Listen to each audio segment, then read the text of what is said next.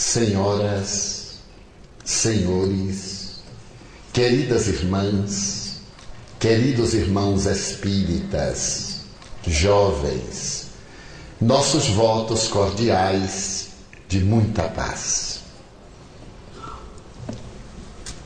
Eram dias de grande investigação.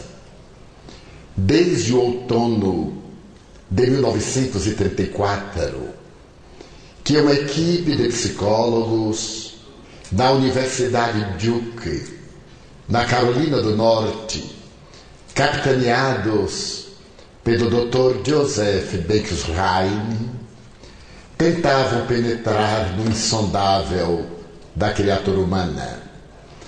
Após criada a parapsicologia, desdobraram-se os alicerces da nova doutrina, que foi definida como sendo o ramo da psicologia experimental para estudar os fenômenos inusitados, inabituais. Mas ainda remanesciam os estudiosos da anterior metapsíquica. A doutrina criada pelo emérito professor Charles Richer, Prêmio Nobel de Fisiologia, havia deixado um grande legado com interrogações muito profundas. Haverá vida depois da morte? Haverá possibilidade de os que são denominados mortos comunicarem-se com aqueles que são chamados vivos? As interrogações multiplicavam-se e em vários laboratórios na América e na Europa tentava-se encontrar uma resposta definitiva para esses desafios, particularmente o que dizia respeito às existências sucessivas, a velha tese da reencarnação. Pouco antes, em 1949, o parapsicólogo indiano Ramendra Nath Banerjee havia apresentado ao Ocidente o resultado das suas observações a respeito de 116 crianças de diferentes países que recordavam das suas existências anteriores. E para poder explicar essa realidade, ele havia estabelecido que a memória humana pode ser considerada sob dois aspectos: a memória cerebral, aquela que é resultado da fecundação e que se apresenta desde os primórdios do zigoto até o momento da morte do indivíduo, e uma outra memória, a memória extracerebral, aquela que não se encontrava com os arquivos cerebrais, carregando as informações que eram apresentadas nas investigações de natureza regressiva a existências passadas. Estamos, porém, em 1956. A parapsicologia está debatendo-se novas incógnitas. Para os doutores Joseph Becksheim e Louise Rein, sua senhora esposa, não havia dúvida que algo sobrevivia à morte. A partir de 1942, com uma documentação grandiosa, eles constataram que somente a sobrevivência do ser, a decomposição cadavérica, explicava uma série de fenômenos. E para poder encaixá-los em uma denominação sem qualquer vínculo emocional, haviam criado a terminologia fenômeno psi-teta. Porque a letra teta em grego, a primeira letra da palavra thanatos, significa também fenômeno da morte. Mas eles haviam constatado que nas manifestações parapsicológicas Havia reações de natureza psíquica do próprio ser e outras extrafísicas, que somente, como afirmamos, a imortalidade da alma podia explicar.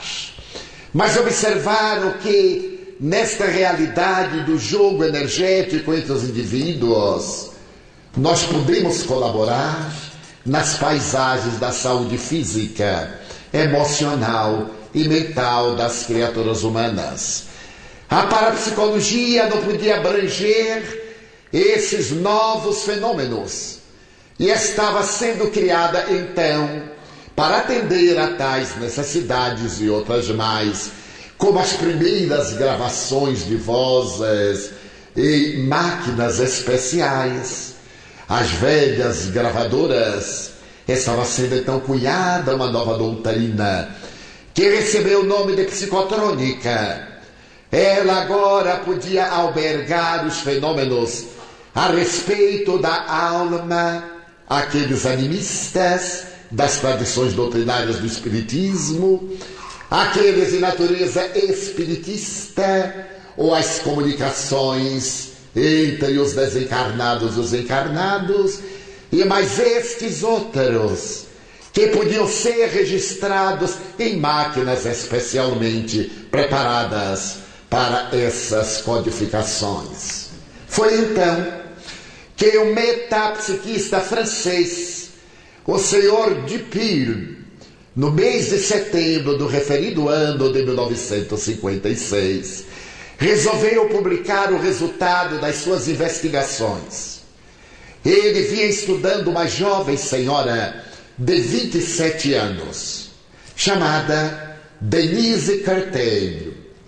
Tratava-se de uma senhora casada, mãe de família, com 3 filhos, que fora submetida a testes exaustivos, particularmente no que dizia respeito a esses testes psicológicos, para tentar detectar-se qualquer distúrbio de comportamento. Também fora submetida a testes psiquiátricos, para tentar se descobrir se havia nela quaisquer manifestações de natureza degenerativa ou de transtorno mental. Seus pais foram também pesquisados por clínicos e médicos especializados. Tudo testemunhava que Denise Carteio não era portadora de patologias às quais associava-se até então a mediunidade. Não era histérica, não era esquizofrênica, não era portadora de convulsões epilépticas. Era uma pessoa da classe média francesa, de cultura rudimentar, uma excelente senhora, mãe dedicada e esposa fiel. O Sr. Dupuy, depois de submetê-la a vários testes de indução hipnológica, constatou que era uma excelente sensitiva e 61 vezes, durante 3 anos, ele submeteu Denise Carteio a um transe hipnológico provocado, fazendo que ela retrocedesse ao século XIX, principalmente ao período napoleônico em França. E Denise Carteio, fazendo essa viagem ao passado, havia narrado desde a primeira experiência um fato muito curioso. Havia dito que seu nome era Marie-Lisa, não era Denise Carteio, e que pertencia à família Bonaparte. Ela narrava, por exemplo, que o imperador, por volta de 1804, quando realmente começaram a governar a França, com todos os direitos que lhe haviam sido otorgados, ela nascera de um relacionamento de natureza amoral entre Paulina Bonaparte, a irmã de Napoleão, e o Marechal Lefebvre, que era um dos comandantes de um dos exércitos do insigne corso. O seu nascimento foi muito desagradável para Paulina, que tinha uma vida relativamente dissoluta e se utilizava da prosperidade, do prestígio do seu irmão para desfrutar as bênçãos da fortuna, da beleza e do prazer, passeando pela Europa os seus anseios de liberdade, melhor dizendo, de libertinagem. Quando se deu conta de que estava grávida, para não chamar a atenção, ela se refugiara nos arredores de Paris, na cidadezinha de Épernay, na residência de Madame Sévigné, que se tornaria célebre no noticiário da corte napoleônica. Ali nasceu então Marie-Lise. Porém, logo depois que sua mãe recuperara o bem-estar e voltara à frivolidade da corte, a menina havia sido mandada para o interior da França, a fim de que um casal de madeireiros se encarregasse de educá-la, de cuidar dela, até atingir a adolescência. É claro que Paulina pagava regiamente a esse casal, que nada obstante tentava dar uma educação formal à menina. Foi quando Madame Sévigné, desejando colaborar com a sua amiga e desfrutar dos favores da corte, resolveu fazer que Marie-Lise viesse viver ali mesmo em Épernay, na sua grandiosa maison.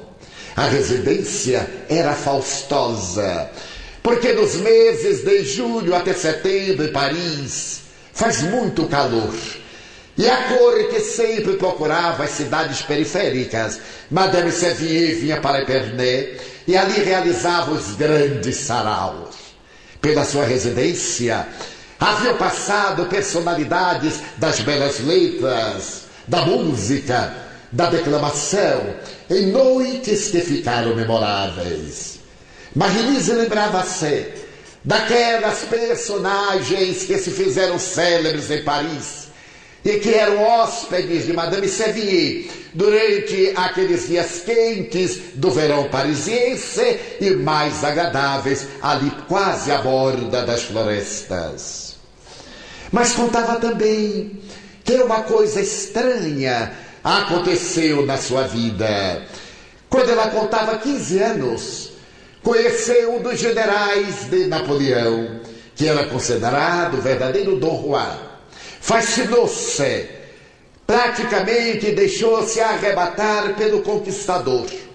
Mas quando ele se deu conta da personagem que era aquela menina, optou por manter uma atitude de distância para não criar problema com o grande corso. Marie-Lise, apaixonada e por outros motivos, contraiu a tuberculose e aos 15 anos e meses desencarnou no momento grave de uma hemoptise. E agora recordava-se de todos esses fatos com uma grande riqueza de detalhes. O senhor de Pio gravava as experiências e percebia um detalhe em as narrações de Marie-Lise. Quando ela assumia a personalidade do passado, falava o francês com acento muito especial de Provence, que era o francês usado na corte por causa do acento de Napoleão Bonaparte que vinha da Córcega. E isso chamava a atenção do investigador. Porém, as dúvidas permaneciam-lhe atrozes. E naquele mês de setembro de 1956, ele resolveu fazer uma prova e encontrar um fato robusto que definisse de uma por todas as vezes a legitimidade ou não do fenômeno. Marie-Lise, Denise Créteil, nunca tiveram oportunidade de ouvir as narrações que eram feitas por ela mesma naquele estado alterado de consciência. Foi então que na primeira semana daquele setembro, ardente ainda em Paris, em uma noite, ela encontrava-se no cemitério de Montmartre, acompanhada pelo seu hipnotizador, pela esposa de Meuve, pelo senhor Paulo de Ville, que era redator do Paris-Soir, caminhavam entre os mausoléus, porque naquele estado em que ela se encontrava invariavelmente, assumindo a personalidade anterior, ela dizia que havia sido sepultada ali em Montmartre. E o Sr. de Pio resolveu experimentar a possibilidade de ela apontar o túmulo onde houvesse sido colocado seu corpo, naturalmente por volta de 1819. Dessa forma, ele havia conseguido com as autoridades do cemitério de Montmartre permissão para realizar aquela experiência algo soturna, no silêncio da noite, caminhando entre as alamedas, as sepulturas, com Marie-Lise Denise Créteil, hipnotizada com a personalidade que ela dizia haver sido a da sua existência anterior. Atravessaram o cemitério de um para o outro lado, e lá no fundo, no quadrângulo, que estava murado com uma grade enferrujada, ela deu um grito e disse: meu corpo está sepultado ali, e desmaiou. Foi levada de volta a casa depois que a despertaram, e pela primeira vez ela teve a oportunidade de ouvir os relatos da sua existência passada. Tomada de surpresa, sem ter a menor ideia daquilo de que se tratava, Marie-Lise foi levada no dia seguinte ao cemitério pelo Sr. de Pio e as duas testemunhas, para que fosse observada pelos coveiros, pelos funcionários que ali trabalhavam, a fim de que eles dissessem se, de alguma maneira, alguma vez, aquela jovem senhora estivera no cemitério fazendo pesquisa, ou se houvera interrogado algum deles a respeito de qualquer coisa em torno do assunto em pauta.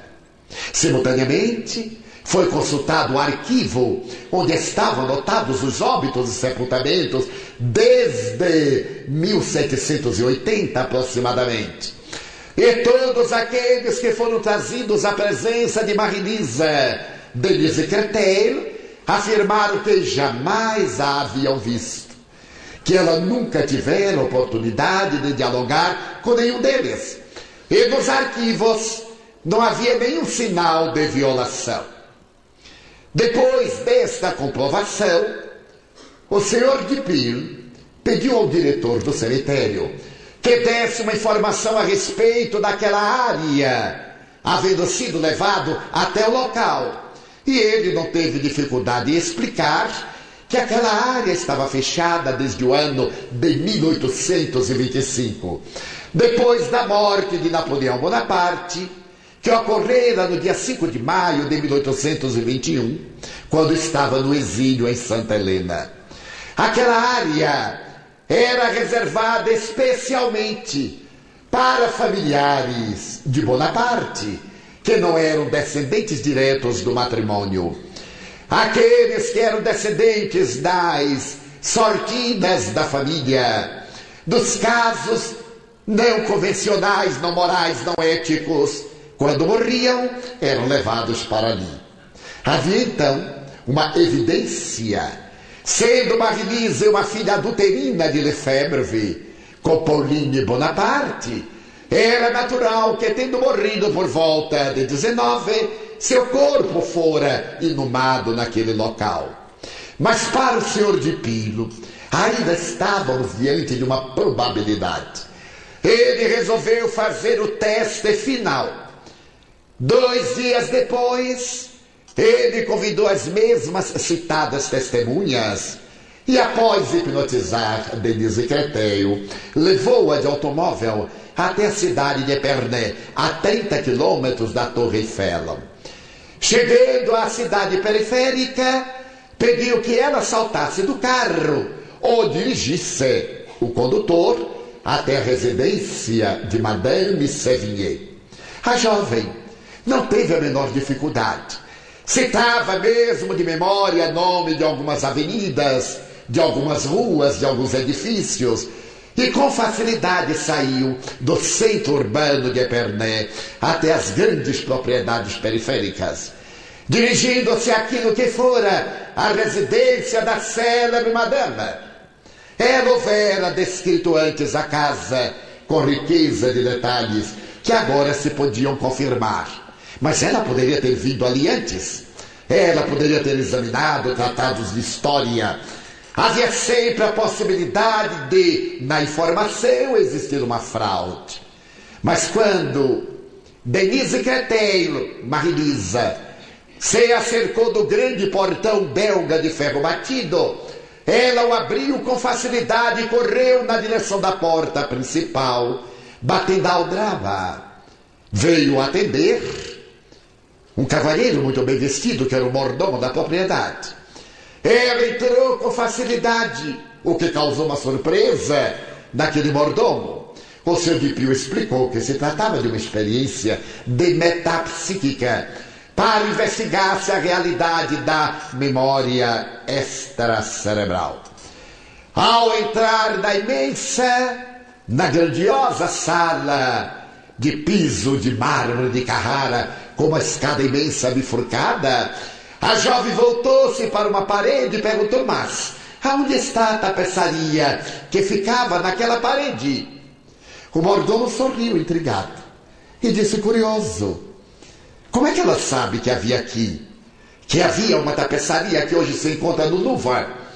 Quando os alemães entraram em Paris, o Departamento do Patrimônio francês pediu que as obras raras, as obras melhores, fossem todas preservadas e escondidas em subterrâneos. A bela peça de tapeçaria foi mandada a Paris para o Louvre e desde então não retornou. Mas como ela poderia saber disso? Coisa que somente eu, que aqui resido há muitos anos, poderia dar essa informação. Porém, Denise Créteil, Marie-Lise, subiu a escada e de repente disse: foi aqui, era este o meu quarto. E logo em seguida havia o gabinete onde Madame respondia as cartas. Ali estava o bureau, onde ela se sentava, o quarto de vestir, o quarto de dormir, a sala das refeições íntimas.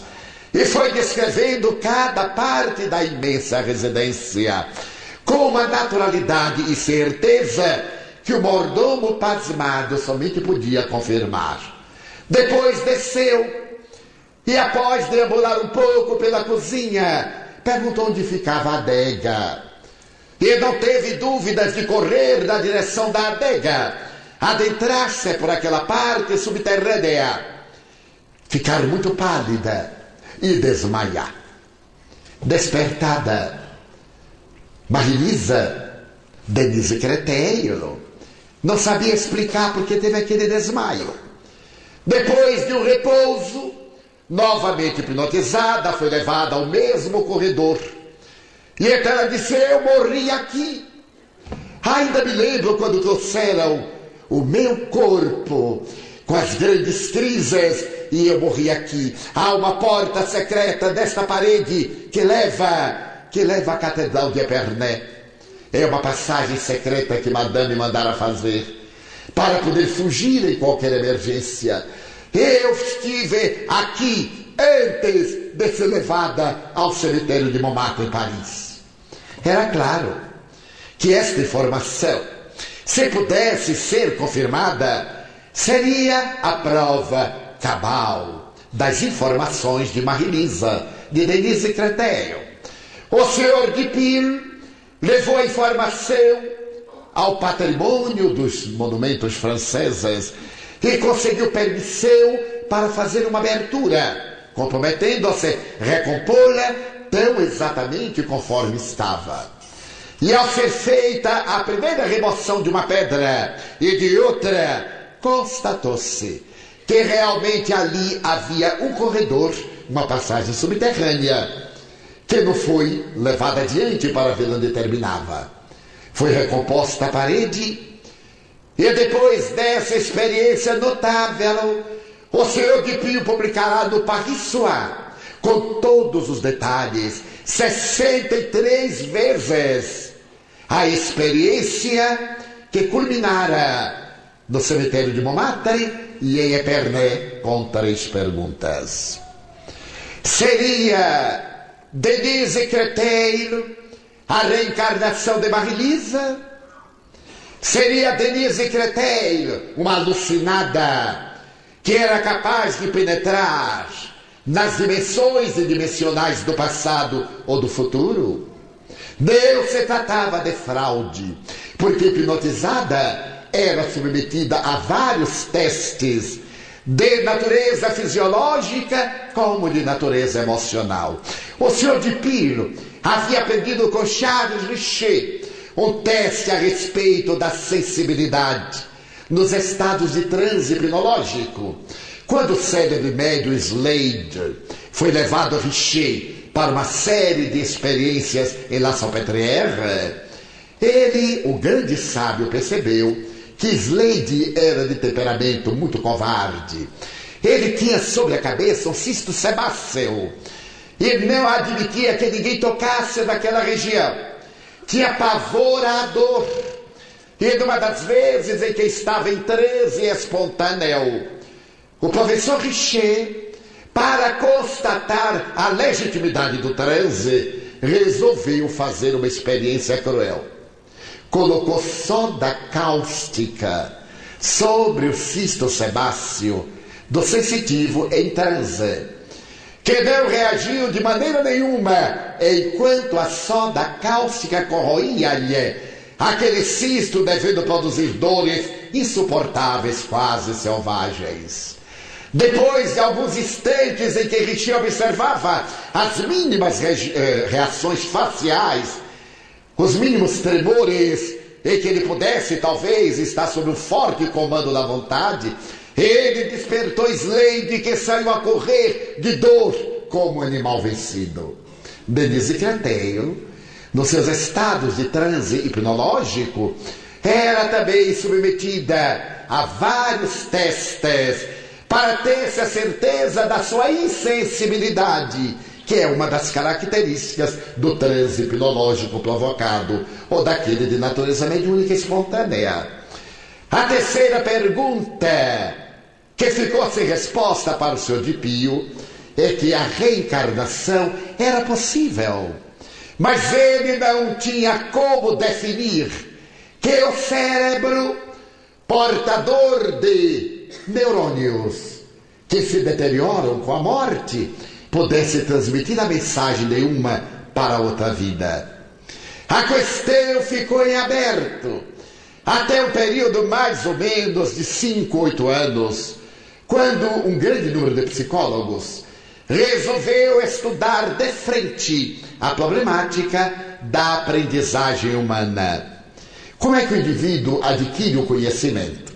Nas tradições da psicologia ancestral materialista, o indivíduo nasce com um cérebro em branco, sem nenhuma informação. As informações chegam-lhe lentamente através das experiências que se vão fixando e ali permanecem. Graças a essas informações, a memória é cerebral.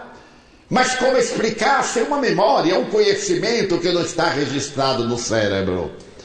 O estudo da aprendizagem estabeleceu que existem vários mecanismos metodológicos na área da pedagogia para o indivíduo adquirir o conhecimento. Um dos primeiros é o conhecimento de natureza mecânica. Quando nós aprendemos a fazer a coisa sem raciocinar, através de fenômenos automáticos. Quando, pela repetição, nós criamos um condicionamento, um automatismo e aprendemos a fazer aquilo. Um amigo chegou mesmo a me dizer que dirigir automóvel é uma aprendizagem automática, tal o número de pessoas irresponsáveis que não pensam quando se encontram ao volante dos seus veículos. A segunda técnica é a técnica do acerto e do erro. Fazemos a tentativa da aprendizagem, erramos. Repetimos, acertamos.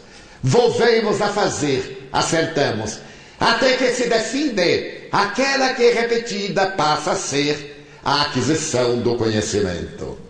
Nesse ínterim, o notável psicólogo behaviorista, o célebre doutor Wolfgang Köhler, que foi o autor de uma interessante descoberta, a técnica da aprendizagem através do insight.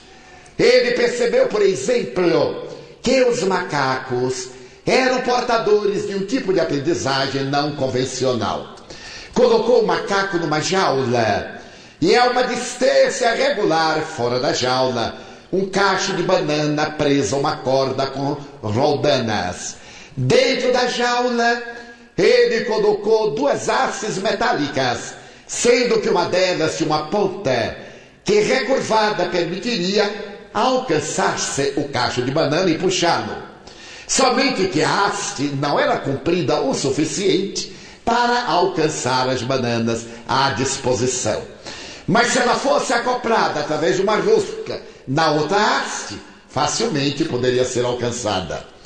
E observando as reações do macaco através do espelho de fundo falso, ele percebeu a ânsia do animal em querer alcançar as bananas. Saltava, gruía, agitava-se, tentava alcançá-las até a hora que ele viu as hastes metálicas. Pegou de uma e tentou alcançar, não logrou. Pegou a segunda, atirou ao chão e de repente ele pegou as duas hastes e acoplou-as. Teve um insight, uma iluminação. Alcançou o cacho de banana e trouxe-o. E começou a alimentar-se do fruto da sua preferência. A partir daí, o doutor Wolfgang Köhler estabeleceu que na área da aprendizagem existe a técnica de natureza do insight. Ora bem, embora eu não seja exatamente um chimpanzé, mas um descendente, eu me lembro que quando era criança, o que aliás faz bastante tempo, nós estudávamos educação moral e cívica. E todo dia, pela manhã, éramos levados a uma sala onde cantávamos o hino nacional, que muita gente não sabe mais, o hino à bandeira, que muita gente realmente não sabe, porque é muito longo, o hino à independência, etc. E cantávamos. Então, eu vivia apaixonado, porque eu amava tanto o Brasil, particularmente por uma frase: a verdura sem par destas matas. Eu dizia, mas que país? Porque na minha terra, eu sou de Feira de Santana, na Bahia, verdura é alface, repolho, quiabo, são verduras. Então eu cantava aquilo com uma alegria, e a verdura sem par dessas matas, etc.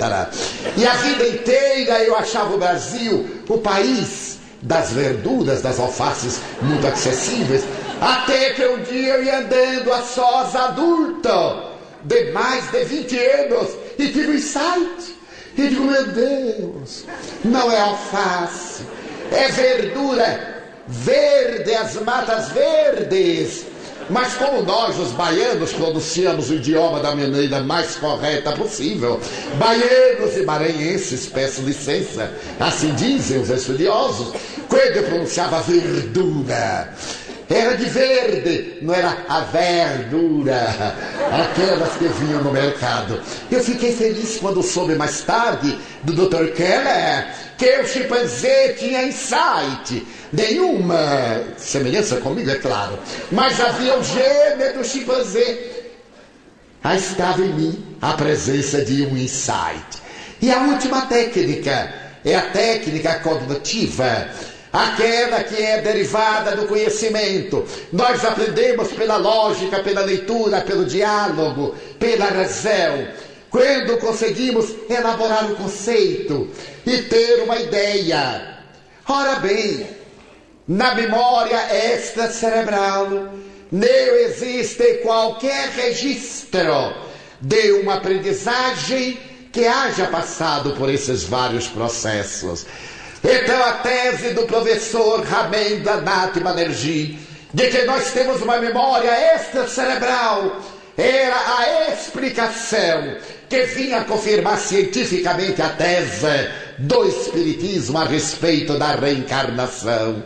cuja memória está no perispírito, que se encarrega de plasmar no futuro cérebro aquelas experiências transatas, aquelas realizações que nos vão agora ser apresentadas como processos depurativos. São exatamente essas memórias que nos trazem a culpa e que nos dão timidez, que estabelecem na nossa conduta conflitos de variada natureza, porque morrendo o cérebro, elas são transferidas para o arquivo central, que um dia Carl Gustavo Jung chamaria do inconsciente coletivo, mas que está no self, que está no indivíduo, que se encontra no espírito que ele é, transitando de experiência em experiência. A reencarnação, então, tinha mais a seu favor essa experiência notável do metapsiquista de Pio, confirmando que nós vivemos ontem, estamos vivendo hoje, viveremos amanhã. Nós somos o somatório das nossas experiências. Somos hoje o que fizemos de nós ontem, seremos amanhã o que de nós hoje fizermos. Para mim, em particular, em especial, a data de hoje é muito significativa, porque no dia 11 de novembro de 1939, na cidade de Ilhéus, suicidou-se uma irmã minha. Eu era criança, não tão criança, tinha 12 anos, quando chegou o telegrama à nossa casa, em Feira de Santana, naquela linguagem cruel, quase cifrada. E como eu era o que sabia ler, era o último filho, estava em casa com minha mãe analfabeta, e recebido este afeto telegrama, ela disse: "Abra, meu filho, o que será isso?" Porque telegrama naquele tempo era para trazer graves notícias, boas ou más. E eu abri e estava escrito em letras de fogo: Nair Franco suicidou-se. E o nome do seu marido. Então, quando eu disse à minha mãe, ela parou e disse: "Leia de novo." E eu voltei a ler. Ela ficou muito pálida e não verteu uma lágrima. Entrava em nossa vida a tragédia. Era uma moça de 26 anos, muito bem casada, supunhamos. Não tinha filhos, mas era uma filha exemplar. Amava-nos com esse devotamento que só o amor de Cristo pode explicar. Havia prometido a meus pais que antes de morrer ela se encarregaria de deixar-nos financeiramente em equilíbrio, porque éramos uma família pobre e porque eu desejava estudar. Ela me havia dito várias vezes: "Você vai estudar o que quiser. Escolha." Eu estava terminando o curso primário, terminaria logo mais em dezembro, isso foi em novembro. "Escolha o que você deseja, porque eu farei de você um homem de bem." Era o conceito da época. Era casada com um cacauicultor, um homem rico, bom, generoso. E agora, com isso tudo, a perda para nós, na época, daquele ser querido, feriu-nos tão profundamente que nunca nos esquecemos. Ainda me lembro que a família toda foi tomada de um sofrimento inenarrável, porque o suicida é também perverso. Ele pensa em si e não se lembra do mal que pratica aqueles que o amam. Por uma coisa que o fere, ele despedaça os corações daqueles que dariam a sua vida pela vida que eles pretendem jogar fora. Mas nós não entendíamos, éramos muito modestos. Mas o de que eu me lembro é de que exatamente uma semana depois de muito sofrimento em nossa casa, minha mãe e eu fomos ao sacerdote católico da religião que professávamos, e minha mãe me pediu para celebrar uma missa de 7 dias em memória da minha irmã suicida.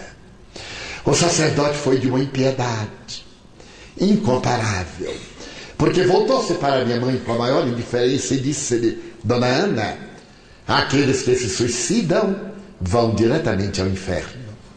Não tem a mínima chance de salvação. A igreja condena-os e nada faz para atenuar-lhes as dores."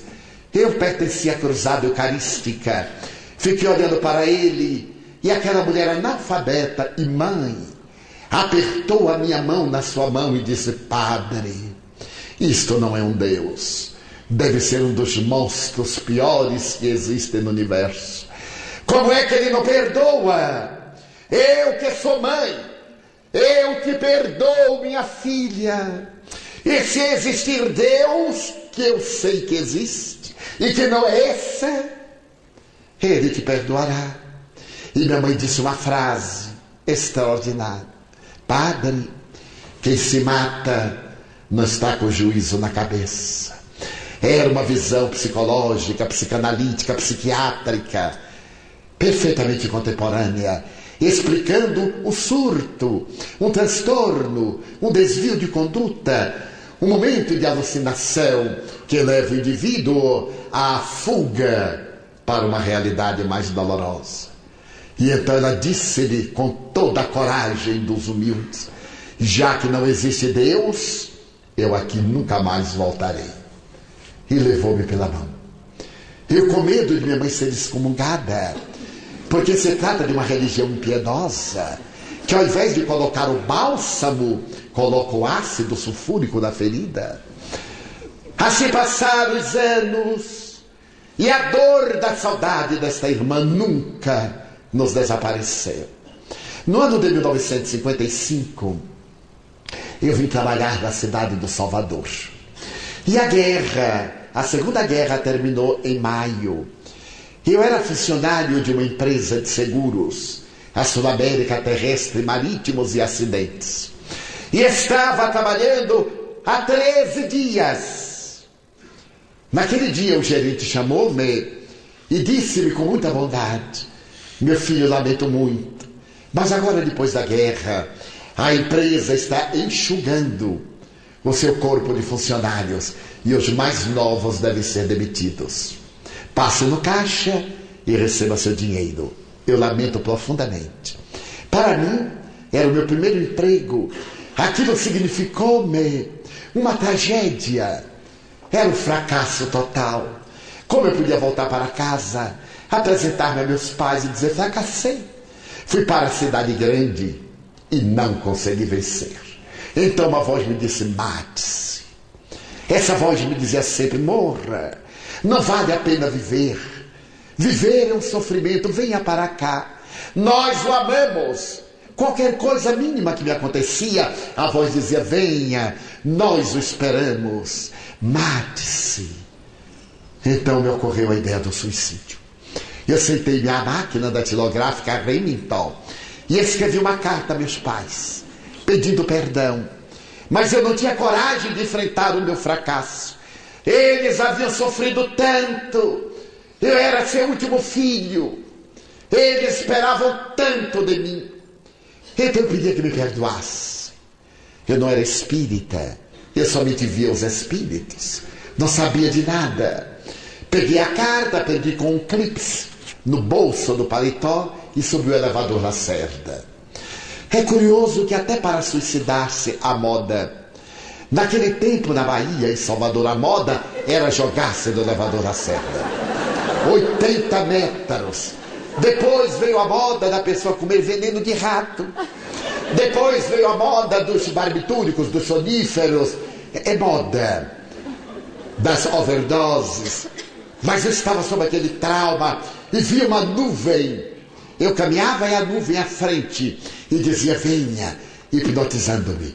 E eu ia, subi o elevador Lacerda, aproximei-me da borda, que não tinha nenhuma cobertura. Era fatal. E a voz dizia assim: é tão rápido. Eu via o ser do lado de fora: venha. Então eu pus as mãos e quando eu ia dar o salto, minha irmã me apareceu. A suicida, deformada. Ela havia ingerido um veneno que a matou em 5 minutos. Ela gritou assim: não faça isto, louco. Ninguém morre não faça isto. Eu então desmaiei.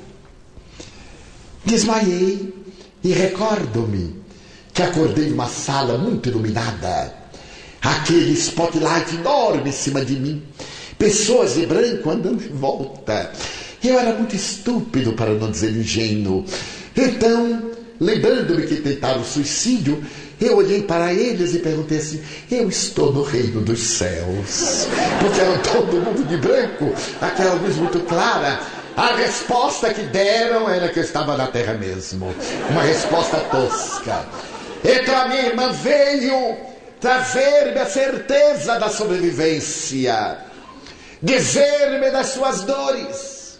Naqueles 6 anos nunca me aparecera, mas a partir daquele dia, 10 de maio de 1945, ela passou a aparecer-me todos os dias, a falar-me das suas dores, a dizer-me o motivo pelo qual fugira.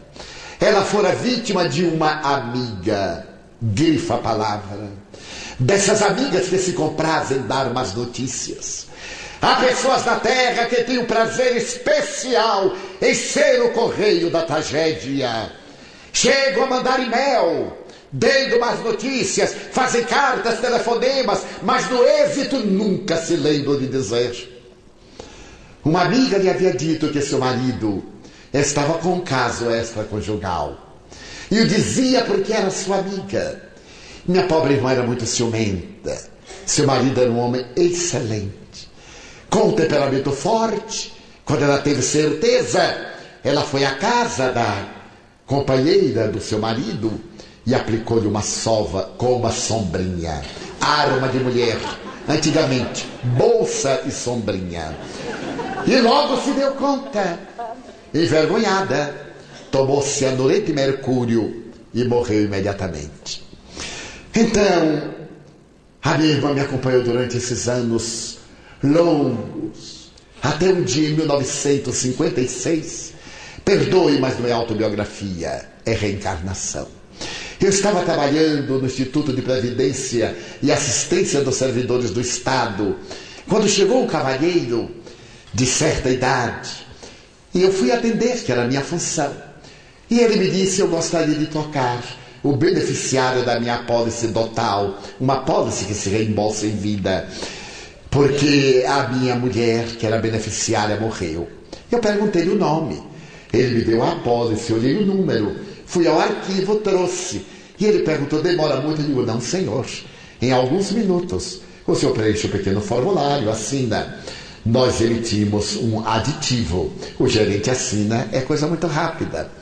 Ele me olhou demoradamente e disse: engraçado, você me tem algo familiar. E eu disse: fico muito contente. Peguei a apólice, pedi para ele preencher o formulário. E então, quando eu olhei, casualmente, a beneficiária era minha irmã, Nair Franco de Tal, o sobrenome dele. Mas podia ser coincidência. Então eu perguntei: o senhor vai transferir a beneficiária para minha atual esposa? Não sei porquê. Foi a única mulher a quem eu amei. Foi essa, Nair. Eu a amei como só se ama uma única vez. Mas eu vivo numa sociedade tolerante. As minhas facilidades econômicas, e um dia eu me deixei enlear por uma outra mulher. E a minha mulher soube e terminou num suicídio terrível. Era minha irmã. Ali estava ele. 17 anos depois, eu não o conhecia. Ele a mim não me conhecia. Então, naquele instante eu vi minha irmã chegar. Os olhos fora das órbitas. Ela ajoelhou-se: Di, é ele, peça-lhe que me perdoe. Eu não podia fazer isso, eu estava ali em outra função. E eu disse para ele: o senhor, espere um pouco, eu vou cuidar. Gostaria de entrar, de sentar um pouco? Ele disse: gostaria. Já era um senhor de 70 anos, estava muito desgastado. Eu digo: então sente-se aqui na minha cadeira. Eu estava também emocionado, ele. Cuidamos da documentação. E na hora em que eu lhe entreguei, ele me perguntou en passant: como é o seu nome? Eu disse: Divaldo Pereira Franco. Então, você é o Di? Eu digo: sou, sim, senhor. Então você é o irmão de Nair? Sou, sim, senhor. O homem quase ajoelhou-se. deu-me um abraço. Você, a sua família já me perdoou? Eu disse, mas de quê? De ter sido responsável pelo suicídio dela? Eu digo, o senhor nunca foi responsável. A pessoa aturdida é que é responsável. Nós podemos criar os fatores propiciatórios, as circunstâncias, mas a decisão é de cada um. E seus pais? Porque sendo ele um homem rico, nós nos recusamos a receber qualquer coisa. Mesmo aquilo que ela tinha direito legalmente, nunca. Os meus pais aceitaram, nem cuidaram, desapareceram. Nunca nos interessou. Interessava-nos era ela, não aquilo que ela havia amealhado ou que ele lhe houvera dado. Não ficamos com absolutamente nada, senão um retrato que eu tenho até hoje. Então, naquela circunstância de alta emoção, seus pais já me perdoaram? Eu disse, meu pai não, mas minha mãe já. O senhor viaja quando? Amanhã. Eu disse, então vá lá em casa hoje. Para minha mãe, que nunca esquece da filha, vai ser algo extraordinário. E eles me aceitaram, eu digo sim, porque meus pais vivem às minhas expensas. Deus me deu a honra de recebê-los. Eles vivem comigo. Vá hoje, por favor, não deixe para amanhã. Eu sou espírita. Eu conheci a sua voz. Eu tinha um daqueles programas de rádio de antigamente, que era mais estática do que palavra. Eram aqueles ruídos e de vez em quando uma palavra aqui, outra palavra ali. Mas tinha programa, imagina, um programa de rádio, programa espírita, a voz da fraternidade. Que horror. Mas eu tinha. E ele conheceu a minha voz. Já chorei muitas vezes ouvindo a sua voz. Eu disse, então vá hoje lá em casa. Nós o receberemos com prazer. Eu vou avisar a meu pai e ele vai recebê-lo. Ele disse, então, a que horas? Às 8 horas. Às 8 horas eu já estava em casa, preparei minha mãe, meu pai. E ele chegou com uma abraçada de rosas vermelhas. Como nós podemos esquecer a beleza da vida? Minha mãe abraçou profundamente e disse, meu filho, quantos anos eu esperei. Dona Ana, e daí? Só Deus é quem sabe, meu filho. Deus resolve tudo. Isto é assunto que já passou. Muito obrigado por ter vindo. Ficamos amigos. Ele se casou com aquela senhora que tinha sido motivo indireto da desencarnação de minha irmã. E isso deu a ela, desencarnada, uma dor profunda, porque a sua ausência foi preenchida por aquela que ela denominava como sendo sua inimiga, destruidora do seu lar. E um dia eu encontrei aquela mensageira da tragédia e lhe disse, nunca mais. Não estamos na terra para fazer os outros chorarem. Quando você souber de algo desagradável e tiver necessidade de informar, medite. Da melhor maneira, suavize. Não oculte a verdade, mas não a diga de maneira perversa e cruel. Meu cunhado morreu 3 meses depois. E me apareceu um dia em paz, mas não a suicida. Em 1972, minha mãe estava morrendo nos meus braços, de Nilson, quando ela teve um coma. E voltou e disse, Di, meu filho, Nair está aqui me chamando, venha, mãe. Venha diminuir as minhas dores. 33 anos de sofrimento. Era o período de vida física que ela deveria ter na terra, e interrompera, defraudando a lei, que é severa, é amorosa, mas é justa.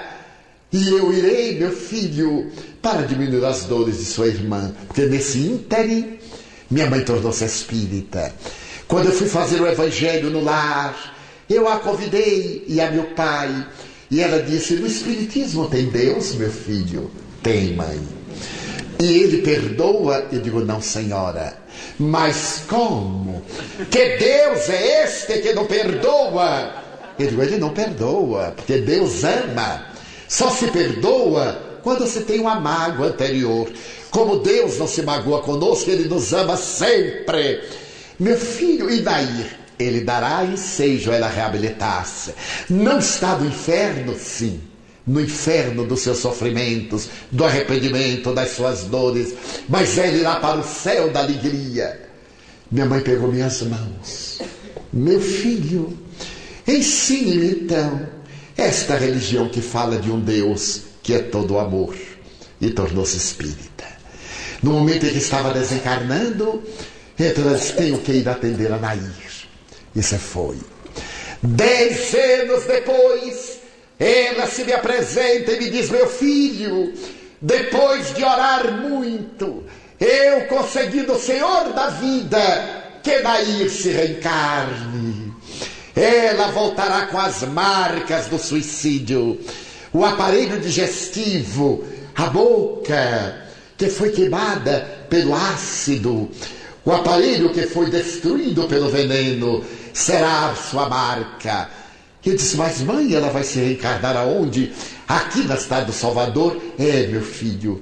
E eu a conhecerei? Sim, meu filho. Eu a trarei até você. Mas cuidado, não vá atrapalhar a expiação dela. Ame-a, mas não tente mudar o destino dela. Certo dia, eu estava na minha pequena sala quando o porteiro me chamou. Corri até a portaria e havia uma mulher negra, trêmula, com os braços estendidos, um pano imundo por cima, quase a desmaiar. E ele disse: Divaldo, ela é fome, ela veio pedindo socorro. Eu pedi ajuda, levei-a imediatamente ao nosso centro médico, que fica a 20 metros, e ela trazia aquela coisa, quando descobriram uma criança.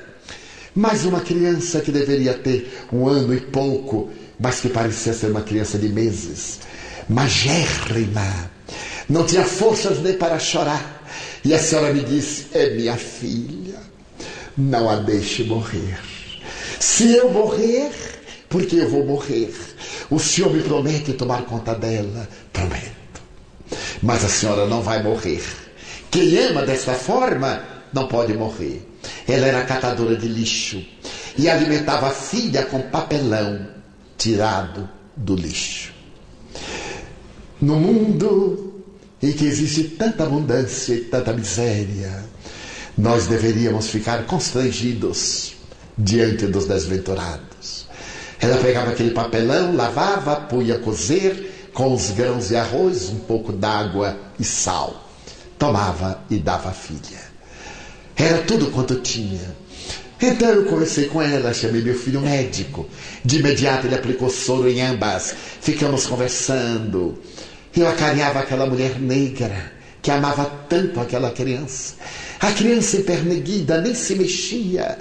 De repente ela me disse: ah, mandaram que eu viesse aqui. O senhor é seu Edivaldo, né? Eu digo: sou, sim, senhora.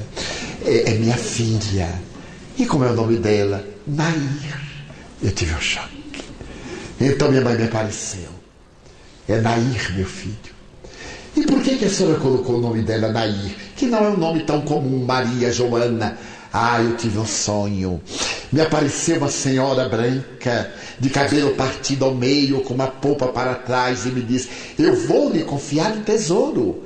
Guarde. É minha filha. Ela se chama Nair. E eu acordei com a imagem daquela senhora velhinhas de olhos verdes. Os olhos de minha mãe eram 2 esmeraldas. E então eu prefiro morrer a que minha filhinha morra. Começamos a cuidar dela e de Nair. Naturalmente foram salvas. Conseguimos uma casinha à volta da Mansão do Caminho. Colocamos Nairzinha na nossa creche, depois no jardim de infância.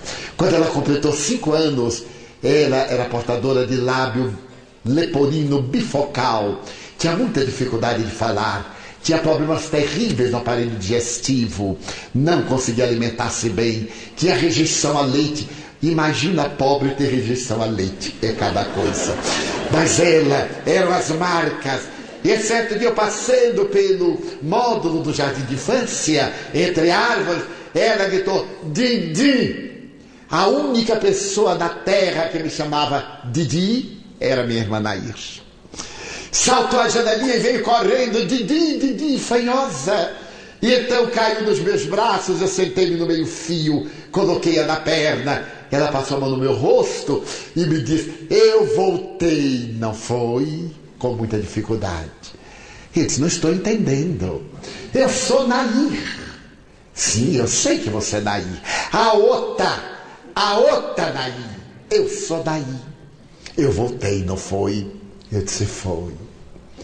Ela me olhou: eu vou viver muito? Eu disse: não muito. Mas Deus é quem sabe. Então adormeceu nos meus braços. Tinha tido um insight, uma iluminação, um retorno. Aos 8 anos, teve uma pneumonia e morreu nos meus braços. Agora minha mãe informou que ela já está de volta, num corpo novo, para resgatar aqueles 30 e poucos anos que havia usurpado da lei e para dar continuidade ao seu processo de evolução. Então a reencarnação é esta bênção de Deus que nos enseja a reparar o passado, construir o futuro, entender o presente e desenvolver os sentimentos do amor. Entre os postulados básicos da doutrina espírita é a reencarnação, a justiça manifesta de Deus. Por isso que filhos ingratos, drogados, filhas rebeldes, companheiros desleais, familiares estúrdios, amigos traiçoeiros, pertencem à nossa economia evolutiva. Ao invés do revide, a compaixão. Ao invés do ódio, o amor. Ao invés da repulsa, a afabilidade, a doçura. Se tendes filhos que vos parecem ingratos, que não conseguem trazer-vos alegrias, amai-os mais. Se tendes filhas rebeldes e atrevidas, que se permitem uma vida licenciosa desses dias de disparates, mais ternura para com elas. Se tendes companheiros que não correspondem ao dever que assumiram espontaneamente, mais amor. E se não puderdes amá-los, masculinos ou femininos, mais compaixão. Estemos na terra, recolhendo os cardos, os espinhos, mas também os pomos dourados que deixamos no passado, tendo a sublime oportunidade de semear. Semeemos amor. Alguém nos ofende, pior para ele. Alguém nos persegue, pobre dele. Mas quando somos nós os ofensores ou os perseguidores, ai de nós. Recordemos de Jesus nos 7 ais do Evangelho. E sejamos nós aqueles que devemos amar em qualquer circunstância. A nossa família não é a família que gostaríamos de ter, é a família que temos necessidade de nela nos encontrarmos. Talvez a nossa família real esteja espalhada por diferentes lugares da terra, e nós teremos ensejo de encontrar um que outro, mas por enquanto é esta família aprovação que nos enseja o crescimento espiritual. Encontremos a alegria de viver, porque só através da reencarnação é que nós podemos conseguir a palma da vitória. E em qualquer circunstância, contribuamos em favor da fraternidade. Evitemos o mal, não lhe demos guarida, não transmitamos as más notícias, abandonemos a euforia de ser portadores das notícias trágicas, desventurosas, de sermos instrumento do mal. Que a nossa mensagem seja a mensagem perene do bem, como ele disse: eis que eu vos trago boas novas de alegrias. Há 2000 anos ele nos trouxe as boas novas de alegria, que o Espiritismo agora está restaurando e colocando ao nosso alcance.